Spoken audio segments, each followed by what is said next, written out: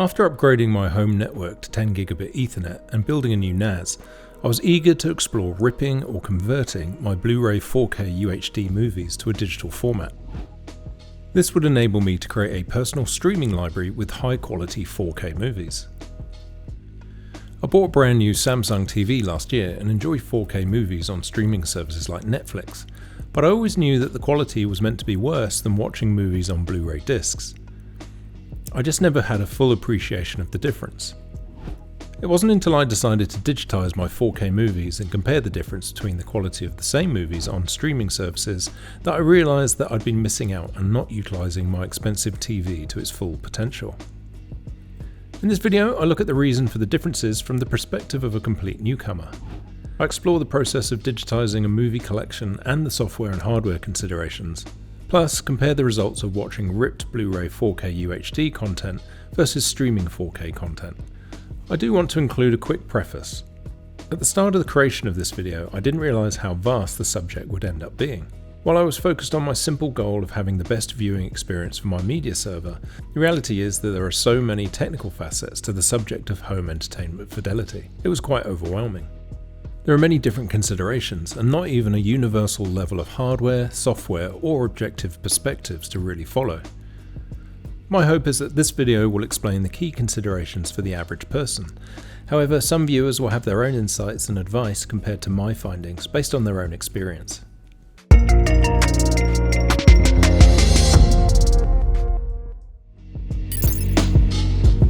I thought I'd start by talking about the difference between the quality of streaming services and video ripped from your Blu-ray disc for digital playback on your home setup. Unfortunately, I'm unable to illustrate how 4K ripped video compares to streamed video.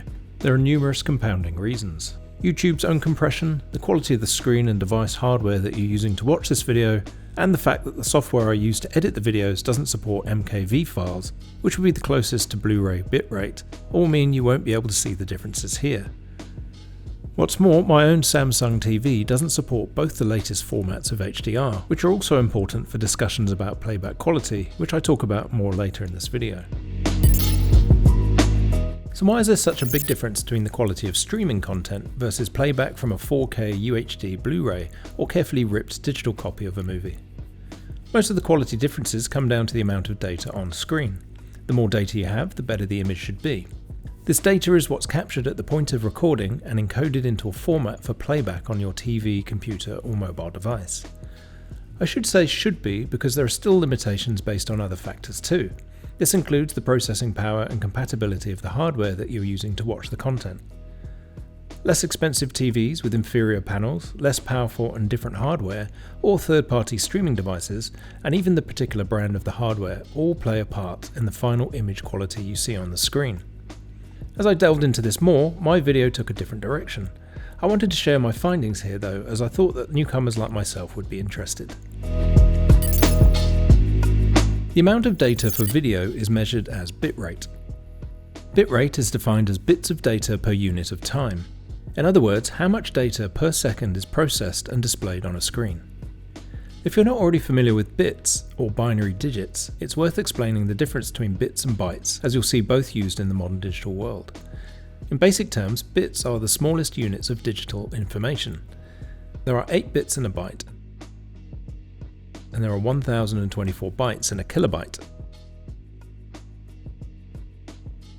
and then 1024 kilobytes in a megabyte, 1024 megabytes in a gigabyte, and so on. These numbers from kilobyte upwards are usually rounded down in most marketing and communications for simplicity, so a kilobyte changes from 1024 to 1000 bits. With this in mind, it's important to note that when talking about bitrate for video, and also things like internet or network speed, we're talking about the smallest unit of data per second. As an example of how it gets a little confusing when talking about data per second, we can look at the way that internet speeds are communicated. Whenever you see the references to the speed of an internet connection, for example, you'll see the shorthand as capital Mbps, and it's important to note that it's megabits per second and not capital M, capital BPS, or megabytes per second, which would be 8 million times greater. It helps to contextualize the amount of data I'll be referring to in a majority of this video. So what does higher bitrate mean for visual quality? On a basic level for quality, the higher the bitrate, the higher the quality of the image on screen. A high resolution requires a greater amount of data to achieve a level of quality that is subjectively acceptable. You could have a 4K resolution video at a low bitrate, but the end result would look poor to most people. For a 4K image, there is much debate on what the minimum bitrate should be for optimal viewing experience. One of the most popular open source tools for converting video, called Handbrake, recommends a minimum threshold of 5 to 10 megabits per second. However, even that number isn't necessarily true for everyone. Enthusiasts in the space will have a different opinion based on subjective feedback, but I'll cover off that later in this video. Bitrate also has a direct relationship with the frame rate as well, but only in the sense that the more data you have being processed by your playback device, the harder it's going to have to work to display your movie without interruption, stuttering, or freezing. Bitrate will also affect the vibrancy and the richness of the images on the screen as well. This is expressed as a component within the bits of data called bit depth, or the number of potential colours that can be displayed on your screen. Bit depth, otherwise known as colour depth, describes the amount of colour data in each pixel for each frame of video. Not all 4K TVs are created equal, as seen by the pricing of different brands and models. For example, my mid-range Samsung Neo QLED TV has a better panel and is better for displaying colours than my mother-in-law's budget TCL S-Class 4K TV. The outcome of owning a TV with the ability to display more colours accurately will be twofold. The first is the fidelity of the image will look richer and more pleasing. The second is that the movie you're viewing will be more faithful to the original viewing experience intended by the director. Bitrate is also affected by something called high dynamic range. How a TV handles brightness, colour saturation and contrast is very important for the best experience. Modern TVs are now rated and measured on their ability to manage high dynamic range. High dynamic range, shortened to HDR, is the ability for the TV to accurately control these attributes during playback when there is a large range of variations in light levels in a scene or frame. Poor dynamic range can affect the viewing experience negatively. Dark scenes in movies might be so opaque it's impossible to follow the action. Or poor HDR can even contribute to losing detail and fidelity during brighter scenes too. HDR can help enrich details on complex surfaces like an actor's face, for example. HDR in video is managed as a part of the encoding and decoding of the original video source. Currently, the broadest adopted HDR processing is called HDR10 and is universally compatible with most modern TVs. The latest development in HDR technology includes two new innovations called HDR10 Plus and Dolby Vision, which are evolutions of HDR10. Both include something called dynamic metadata, which I detail later. Both technologies do the same thing, but it's widely considered that Dolby Vision, created by Dolby Laboratories, is superior. However, HDR10 Plus is open source and royalty free, and certain TV manufacturers like Samsung don't want to pay Dolby a license fee for their devices and only support HDR10 Plus instead. Unfortunately, the situation has created a schism in adoption for both standards. Movies encoded with Dolby Vision won't necessarily support metadata to utilize HDR10 Plus on compatible TVs and devices. It requires the movie studios to encode both sets of standards in the final video. Some movies are released with the support for both HDR10 Plus and Dolby Vision, allowing for broader compatibility across different devices, but it's not commonplace. Disappointingly for my own setup, my Samsung TV will default to the older basic HDR10 for movies that are encoded with Dolby Vision in my collection. Some TV manufacturers support both HDR standards, including Hisense and TCL. They're a good option if you're looking for a TV for your entire library of movies and TV shows without worrying about compatibility. A growing number of movies are also available with HDR10 Plus from major studios. Warner Brothers, Universal, 20th Century Fox and Lionsgate all support HDR10 Plus. Unfortunately at this time, Marvel Studios prefers Dolby Vision, but more on that later. While separate to the video bitrate being used for display, audio also plays its part in the size and volume of data being simultaneously processed. Your playback hardware still has to manage the audio taking up some overhead, which affects the performance to some degree. On average, the audio files will account for a much smaller percentage of the total file size for a movie in its final digital form, although there will be some variation in the ratio, depending on the movie in question. Some blockbuster movies ship with 7.1 surround sound audio, while movies that are less focused on action will ship with 5.1 surround sound. Older movies still will only include stereo soundtracks. Each reduction in audio sophistication should bring down the file size incrementally in theory, but I didn't delve into the subject for this video. While not related to the bitrate, it's worth talking about some other important parts of video encoding and playback. The first one is metadata, as mentioned earlier in the video when talking about HDR.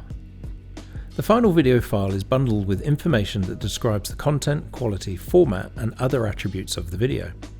This package of information is called metadata. Metadata defines how the video should be processed and the video files should be read and handled, enabling organization, search, and management. Previously, video files had the information packed with it as a non-dynamic set of information and was essentially immutable. The final video would be uniformly displayed to a preset of instructions regardless of the video content and the playback device. However, advances in video encoding and decoding technology now means that dynamic metadata can be included. This includes compatible devices to read the metadata to adjust the video that you see on a scene-by-scene or even a frame-by-frame basis to further maximize the viewing experience. Dynamic metadata is now an important part of the process for the best viewing when it comes to movies and TV shows, as seen when we're talking about high dynamic range. The way the video is packaged is an important defining attribute of the bitrate. The program used to compress the files together but also decompress the files for playback is called a codec. The word codec is a portmanteau of the words coder and decoder. There have been a number of innovations in codec technology too. The latest codec that is widely used for high definition compression is H.265. With this latest iteration, video creators have been able to further reduce the size of the video files without further compromising the final quality of the playback. Other codecs or compression algorithms are H.264 and AV1 codecs among some others. Finally, the last layer that packages the codec, metadata, and things like subtitles and in some cases still images is called the container. The container is also known as the meta file or wrapper that encapsulates the final file for use with playback devices. The most common container is called MP4 and will be very familiar to a lot of computer users. Another common container is AVI, which is a proprietary multimedia format created by Microsoft. More recently, Matroska container format was created as an open source alternative to both MP4 and AVI. It's popular among movie enthusiasts who like to digitize their Blu-rays and DVD libraries for creating private media servers, like myself. The container does not play a part in bitrate, but is important when it comes to the compatibility with various playback devices. We now have a comprehensive understanding of the components that go towards the bitrate, and it gives us a baseline to help understand why 4K Blu-ray playback is superior to streaming the same 4K movies from popular services like Netflix and Disney+. When it comes to the average person's home entertainment setup, Blu-rays are considered the pinnacle of quality. For the average movie and TV enthusiast who value quality but lack a more elaborate and expensive home theatre setup, 4K UHD Blu-rays are readily available and an accessible option. With physical media like Blu-ray, there are fewer limitations on the bandwidth of the data being streamed from the disc via the player to your screen. The main bottlenecks will simply be the quality of the player, the HDMI cable connected to your TV, and the TV's ability to process any compatible dynamic metadata for HDR. Blu-rays have a maximum theoretical bitrate of 128 megabits per second. However, on average, a movie is probably going to be closer to 50 to 80 megabits per second, depending on the movie itself and taking into account everything else included in the video container. By comparison, streaming services have a much lower bitrate. For example, Netflix recommends an internet speed that can accommodate 15 to 25 megabits per second for 4K streaming. Disney Plus recommends at least 25 megabits per second for 4K content. That means in theory, any ripped version of the 4K Blu-ray movie from your collection with a bitrate over 25 megabits per second should potentially be better quality than streaming the same movie. The extra data will contribute to greater fidelity. However, fidelity and quality is not just about the amount of data in the bitrate. Quality is also contingent on your ripped version of the movie, including the necessary HDR10 or Dolby Vision metadata for your compatible TV, in order to really maximize the viewing experience, as discussed earlier. Streaming services are a mixed bag when it comes to supporting HDR10+ and Dolby Vision. Also, it's not always clear which version of HDR a streaming service supports for playback for individual movies. Netflix supports Dolby Vision and HDR10+, but you do have to subscribe to the highest tier of Netflix to access both Dolby Vision and HDR10+ for the best viewing experience. Prime Video supports both HDR10+ and Dolby Vision on their premium ad-free subscription. Like Netflix, this was built into their marketing as an incentive to upgrade for movie enthusiasts. Apple TV supports Dolby Vision and HDR10+ based on the content compatibility. However, the confusing thing is Dolby Vision is the only standard that is clearly labelled. It's unclear which video content is HDR10+ compatible.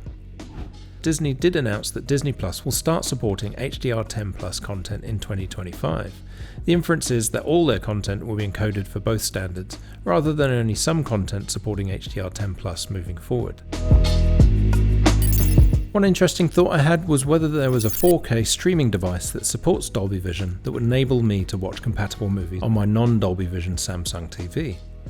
Looking through the documentation for various streaming devices, they suggest you are able to get around the limitations of Samsung TVs. Processing is managed by the third-party device instead, so in theory the final image on your screen should be Dolby Vision. However, that wasn't true for my Neo QLED QN90D TV, and after buying and tinkering with the Google TV streamer and adjusting all the settings on both devices, it failed to work. After an hour online with Samsung technical support, they confirmed that at least my model of TV will override the HDR processing from the third-party device and default to HDR10 and HDR10+. However, if you don't own a Samsung TV, you might want to check out these options available. I put together a quick chart here.